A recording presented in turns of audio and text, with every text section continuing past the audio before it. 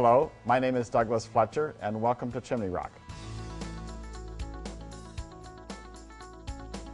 30 years ago, there was a tasting in Paris that Cabernets from this area won out over the French first growth Bordeaux, and the French all called foul and said it was not a fair tasting, so we've actually repeated that tasting every 10 years. Our Napa Valley wines that were in the tasting came out ahead of the French wines, and I think we're one of the preeminent growers in the area. We own about 10% of the district, and the Trovato family that own the winery, they've spared no expense to make the wine the best it can possibly be. Well, as you notice, the architecture is quite unique. It's modeled after the architecture in South Africa because the original owners were South African. We have tours and tastings. We're open to the public every day of the year.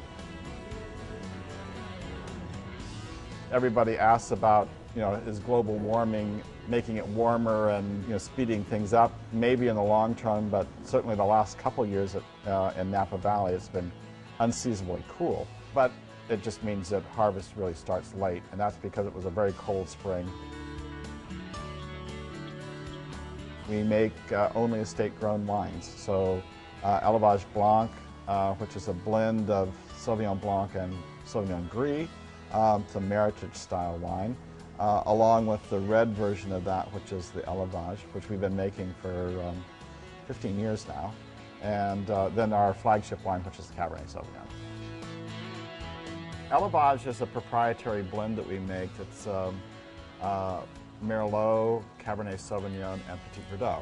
To me, it has this incredible mulberry, blackberry kind of aroma to it. Slight amount of chocolate. And it has all the hallmarks, taste-wise, of a Stag's-Leap District wine. It's very fruity, it's very full and luscious, and it's not the least bit tannic. Cabernet is more of a kind of maybe narrow base, but kind of a high peak. More blackberry and plum, maybe a bit, with some chocolate.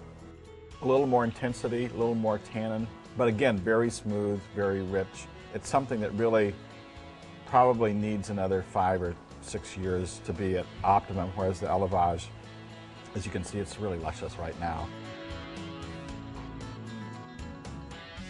I get to eat and drink. I studied microbiology in college, and so when I stumbled into the wine business, it was a way to use my science in a creative way.